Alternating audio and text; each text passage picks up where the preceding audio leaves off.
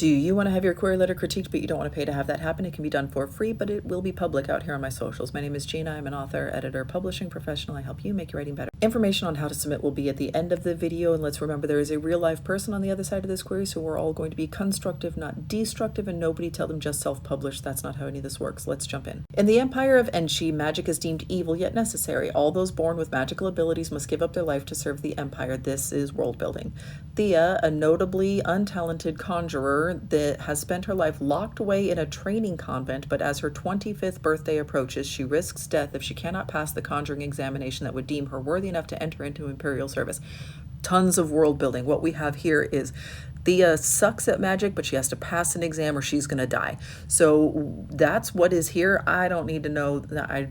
We don't need any of that. Desperation drives her to delve into forbidden magic, binding herself to a grimoire once owned by the exiled Prince of Darkness, causing her newfound... See, like, I don't need to know this stuff up here to know why she's desperate. She's going to die if she doesn't pass this exam. The exiled Prince of Darkness, causing her newfound powers to unleash during the examination. However, in a twist of fate, she is saved from death by a mysterious High Master who whisks her away to be trained at the Imperial School of Conjuring. So she just went from one school to another, but she didn't pass the exam, so then this was a false start. So you told me that she was going to risk death if she did bad on this exam, and then she did bad on this exam, but everything was fine. You already have broken your promises to me. However, Thea's newfound freedom, does she have freedom, or is she being kidnapped to go to an imperial school and the people that give up their life? Her newfound freedom is far from perfect. She struggles not only to conjure, but also to navigate friendships. And see, you told us already that she's untalented and now she's struggling. To navigate friendships in a new world, but when a recent graduate, Chen, catches her eye and a passionate romance ensues and Thea finally begins to flourish. Okay, let's go. Amidst moments of bliss, the High Master's ploy finally comes to light as he publicly coaxes out the dark powers harbored within Thea to win her obedience, and she's faced with a proposition she cannot refuse: assassinate the Prince of Darkness or be executed for high treason. So I kind of got the sense that Prince of Darkness was no longer with us, that he was like tied to ancient magic, kind of, maybe.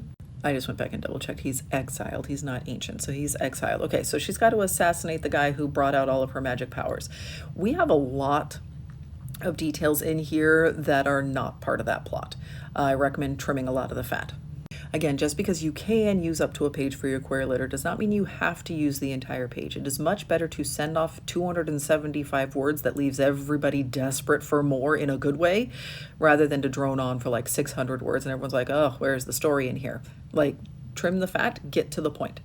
Along with Chen, she sets up, why would they send Chen with her? He's a graduate. Why is he even hanging around at the school? She hanging around at the school? I don't know genders. I don't know Chen's gender.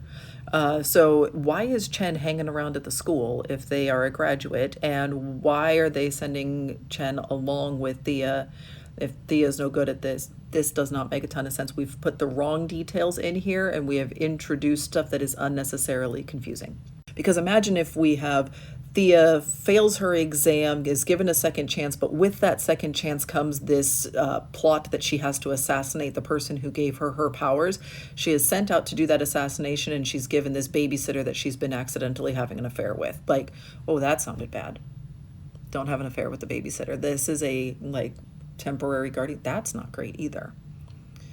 You know what I mean. She's been given this person to oversee her, this new graduate, and she's been having this romantic relationship with this person, complicating the process of what they are out to do. When the confrontation of the prince goes terribly wrong and Chen is killed, why?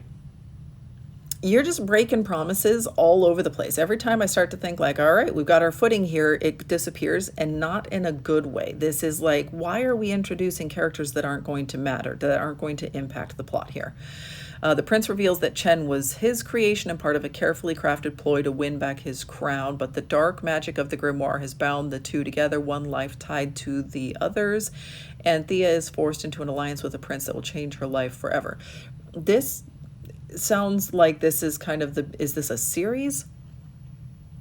Oh, so it's a duology. So a duology is a series. We're not doing a duology with series potential. A duology is a series. This is going to be very difficult to get published. Debut authors have a hard time getting series picked up as their debuts. And The Prince in the Sky sounds like light and fluffy and romantical, and this all sounds kind of dark and twisty. I would rethink this. Adult romantic fantasy combines magic and romance of Heartless Hunter, One Dark Window. That's what everybody is comping to. Okay, so you understand your genre. We have got just the wrong details in here. We have got a whole bunch of stuff that doesn't actually end up like mattering in the long run, as far as I can tell. So we have Thea, who is bad at magic. She accidentally binds herself to a dark prince and then is given a reprieve and has to assassinate him. That's the plot.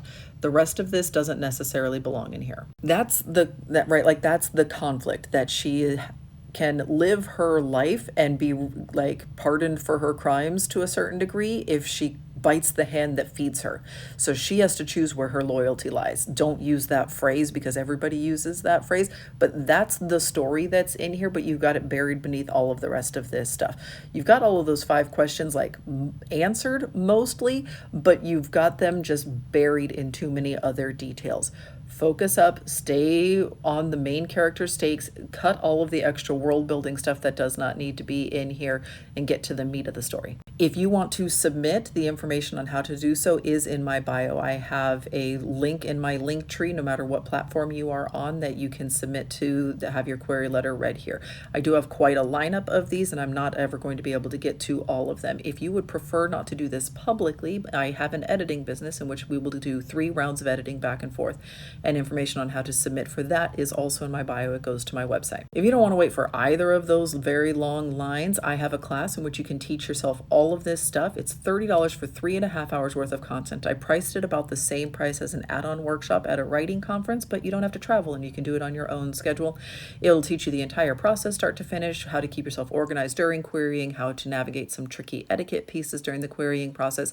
And also we have before and afters of clients that I have worked with who have gone on to sign with literary agents or have publishing deals based on the letters that we edited together.